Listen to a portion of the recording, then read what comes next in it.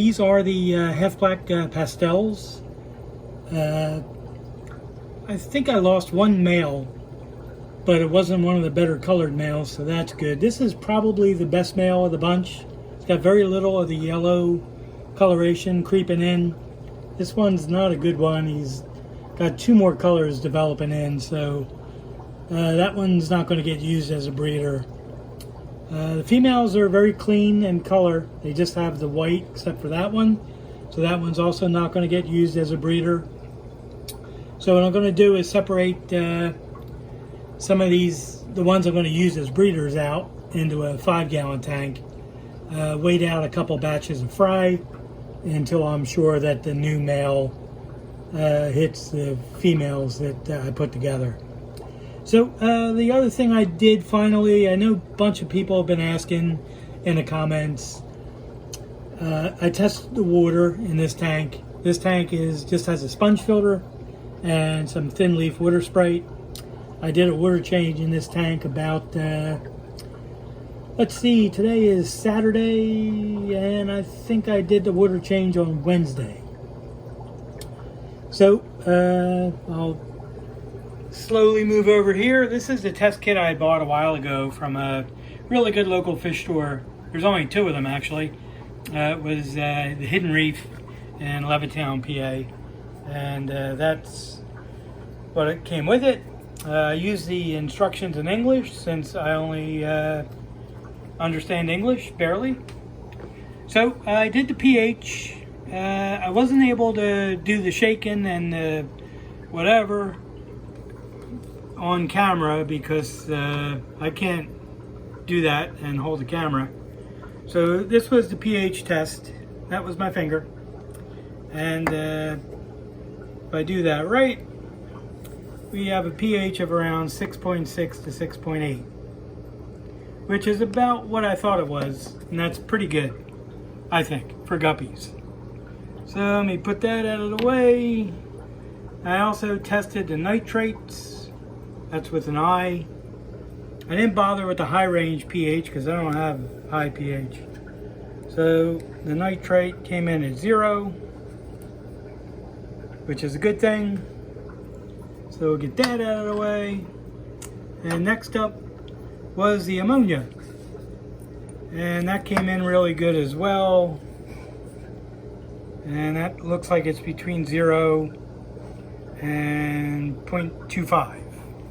So sorry about the finger. I'm trying to get this in the light because my head's blocking the light because I need my head to film this stuff. And that's my index finger, that's my thumb. So the ammonia was good as well because I'll be doing a water change in this tank probably tomorrow. It'll be due. Now the nitrates I did is a real convoluted test. You got to add solution number 1, then solution number 2. Pain in the neck. That's why I don't test water. I'm certainly not going to do it for 100 tanks or whatever the heck I have. So I believe my nitrates are high. Looks like we're around 40. I don't know how bad that is. I'll have to do some looking around. But I believe I did the test right. And there's no baby fish in the container because that was always an issue. So anyway, that worked out pretty good. You get quite a bit. You get this cool little thing, which a lot of people, well, it helps if I didn't drop it. A lot of people think that this is a thing to hold a bottle straight, but what it actually is a calculator for like really dumb people. See, so that would be 4, and this would be 5. I don't know what that one's for. That must be the thumb one.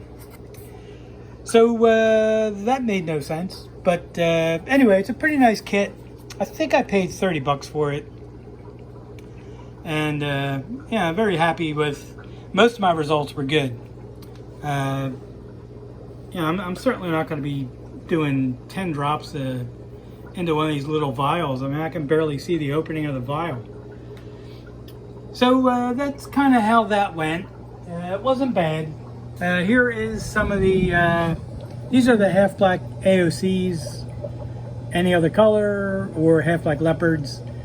This was a small batch of about 12 fish. I think I lost a couple. And the rest of them have really turned out nice. This one I may pull out because the two reasons. Of course, he won't turn to the side. Move over, you dummy.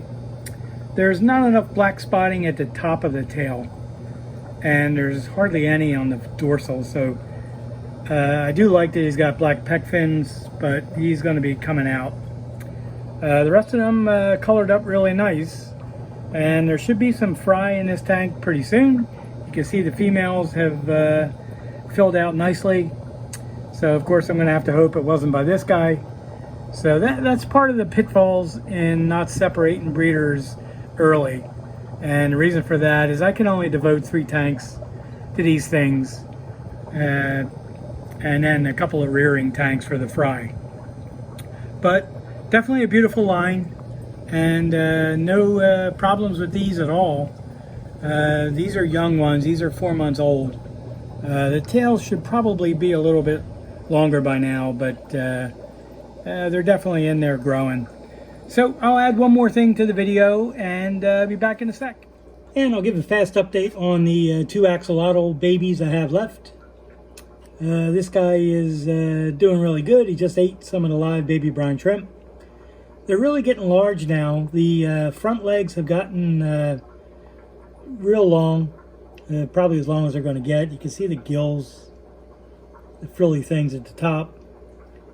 And you can see the whole inside of his stomach and everything. And I think his rear legs are growing in, which are back right about there. So the other guy is hiding behind the plant.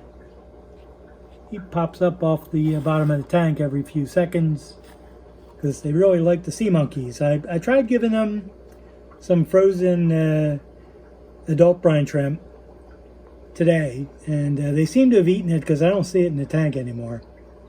So, so far so good with these two. And like I said, I think these are the rear legs growing in, except not that right there. That's poop. But you can see the tail has grown completely. It's like a baby mini version of the parents. Pretty cool. So I'll update with something else. All right, and I'll finish up the video with just a couple of new things I bought to try out in the fish room. See if I can pick this thing up. These are catalpa leaves, and I can't really read the German, even though I watched probably every episode of Hogan's Heroes. I think that says something that is not going to sound too attractive, even though German's a cool language. But anyway, I wanted to try some of these leaves out in the albino Cory colony because they haven't been laying eggs lately. So I wanted to try that. And I don't get this stuff for free. I'm not a big enough channel. I buy stuff. I have a couple of real good local stores. And I usually just, wander in there, buy some stuff, and try to support them. And buy something if it looks kind of cool. So I didn't open these yet. I'll probably show it in a future video. But that's catalpa leaves. Let me put this down gently. Oh, there goes the fish room butler. What's going on, buddy? Hey, how's your girlfriend doing? That's a creepy laugh you got there. See, the sound sets them off. That's a paper towel. This is tourmaline spheres. I'm going to say spheres because I don't know how touchy YouTube is when you say other words, which is like a 5-letter word for something else. So these little round spheres are supposed to be full of minerals and stuff. I'm going to rinse them out, throw a couple of them in a few different tanks to try it.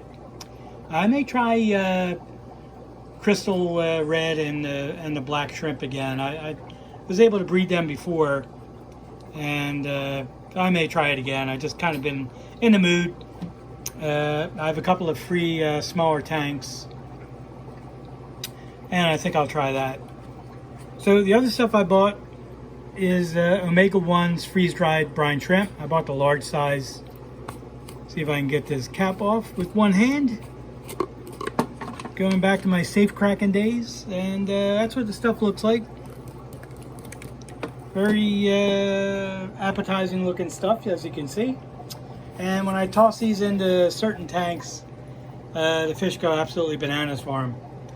So let me figure out which tank, because I have a few tanks where if you put anything in there, the fish go bananas and they eat it. You can even put in a piece of cardboard and they'll eat it. So let me take a look at which ones look hungry. See this tank, these guys eat anything. These are the Galaxy Guppies. They're probably going to be the next video. And it's not something I always show, but you can see they immediately go after it. I mean, I could put in, like I said, a hunk of cardboard and these fish will tear it up. But the freeze-dried brine shrimp to adult brine shrimp is a pretty good treat for some of the fish. I don't know how much nutrition is actually in there for the fish. Hey, that's the light in the middle of the room. And see if I can get that out of here. Nope, can't do it. Alright, well that ain't working. But anyway, they're going after this stuff pretty good. And they literally eat everything I put in there. They'll eat pellets, you name it. It's amazing. There's just certain fish that really will just eat anything. And then you go into a different tank and you got to give them filet mignon or something to get them to eat. But these are some of the females, obviously. There's a couple of males in there. And I'll go over this more when I actually film the video on them. But you can see that they've pretty much started ripping into this cube, so that won't be around for much longer. But anyway, thanks for watching. I'm going to have another video up probably around Christmas. Today's the 21st. And I try to stick to a schedule of every 4 or 5 days. I'm obviously not going to put it up on Christmas, which would be 4 days from now, because everybody should be, well, the people that celebrate it should be with their families, having a good time, and not wasting time online watching videos. Unless you get a brand new computer or something. But just want to wish everybody a happy whatever you celebrate, whether it's Christmas, Hanukkah, Festivus, Kwanzaa, or absolutely nothing. Just enjoy, treat yourself to something. And enjoy your family that's going to be around you, because that really is the best part of the holidays. And it's something that you really will miss in the future when the people you share it with aren't around. So anyhow, thanks for watching. And if you have any questions, just leave them in the comments. Or you can send me an email. I'll put my email address in there. So thank you and have a good one.